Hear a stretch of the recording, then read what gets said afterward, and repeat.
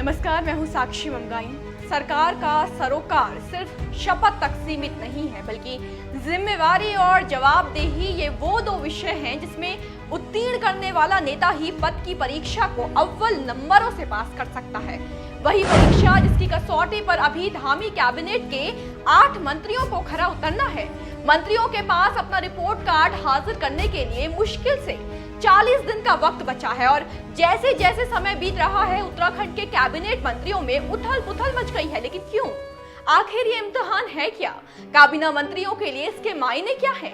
और जरूरी सवाल, किन मंत्रियों के लिए परीक्षा में कामयाब होना कुछ कठिन दिख रहा है? उनकी कौन सी नाकामी उनके अंकों में बड़ी गिरावट ला सकती है? विस्तार से समझते हैं।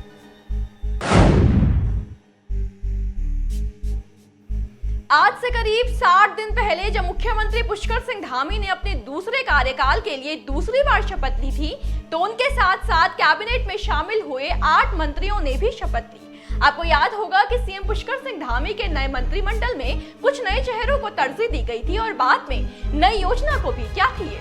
विभागों के बंटवारे के बाद मंत्रियों ने अपने अपने विभाग के लिए 100 दिन का लक्ष्य तय किया, यानी एक बड़ी लेकिन निरर्थक छलांग मारने से बेहतर ऐसा रोड मैप तैयार किया गया जिसमें कदम छोटा हो लेकिन प्रभावी हो। क्या 3 उद्देश्य तब रखे गए थे? बिंदुवार एक बार ये भी समझ लीजिए। पहला, मंत्रियों ने अपने विभागों के लिए 100 दिन का टारगेट सेट किया, जिसके अंतर्गत कई विकास, रोजगार और योजनाओं के माध्यम से जनता के कल्याण को लक्ष्य रखा गया। दूसरा, धामी कैबिनेट के मंत्रियों ने अपने अपने संबंधित विभागों की कमान संभालते हुए भाजपा के उस दृष्टि पत्र के वादों को धरातल देने की योजना बनाई, जिसके बूते पार्टी सत्ता पर बंपर मतों से काबिज हुई। तीसरा, तय किया गया था कि 100 दिन के इस रोड मैप में आखिरी पड़ाव आते ही मंत्री अपने अपने विभागों के रिपोर्ट कार्ड पेश करेंगे ताकि कार्यों की समीक्षा की जा सके। और जानकारी के लिए बता दें कि नजदीक आ गया है इस रिपोर्ट कार्ड को खोलने का समय। जी हाँ, कुछ मंत्रियों की जो सक्रियता इन दिनों आपको दिखी होगी, इसका कहीं ना कहीं लिंक जुड़ता है उसी 100 दिन के लक्ष्य से।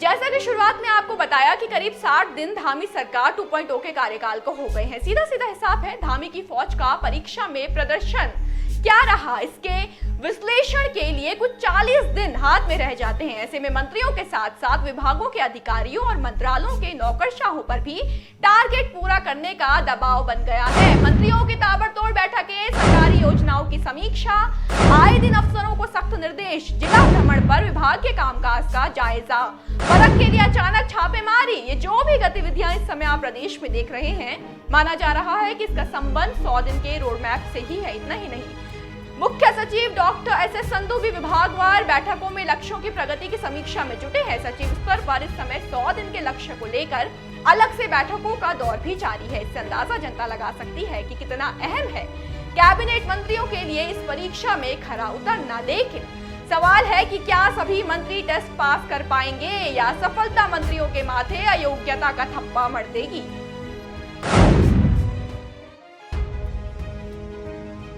सीएम धामी का दूसरा कार्यकाल शुरू होने के बाद से उत्तराखंड में न सिर्फ सियासी सरगर्मियां बढ़ गई, बल्कि कई समस्याएं चुनौती बनकर सामने आई। इसमें सबसे ऊपर रही वनाग्नि के सफल रोकथाम और 4 धाम के सफल संचालन का दायित्व, जो देखा जाए तो सफल रहा नहीं, जिसके चलते कयास लगाई जा रही है कि उत्तराखंड कैबिनेट के 3 से 4 मंत्रियों के अंक काटे जा सकते हैं। वक्त है इन नामों पर नजर डालने का।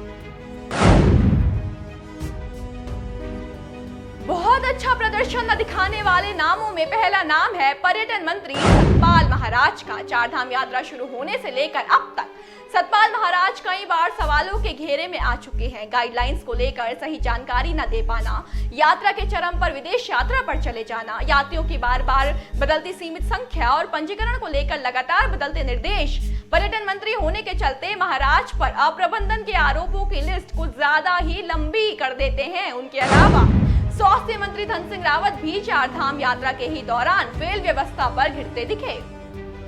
4 धाम यात्रा मार्ग पर तीर्थ यात्रियों की हो रही लगातार मौतें स्वास्थ्य मंत्री को कटघरे में खड़ा करती है। इसकी एक वजह यह भी है कि इस विभाग के अंतर्गत आने वाली व्यवस्था भी चरमरा गई है। सुनने को आता है कि यात्रियों को समय पर इलाज नहीं मिल रहा, बुजुर्ग लोगों के लिए स्वास्थ्य रिपोर्ट पर एक फैसला नहीं दिया जाता और मौतों की जिम्मेवारी लेने के लिए नाकामी स्वीकारी ही नहीं जाती। यही कारण है कि धन सिंह रावत का प्रदर्शन भी सराहनीय योग्य जानकारों को लगता नहीं। खैर, तीसरे मंत्री की बात करें तो वो है वन मंत्री सुबोध उनियाल। उत्तराखंड में फायर सीजन शुरू होते ही वनों में जो तांडव मचा उसकी खबर चिंतित करने वाली रही। प्रदेश के लगभग हर कोने से जंगलों के धधकने की खबर सामने आई।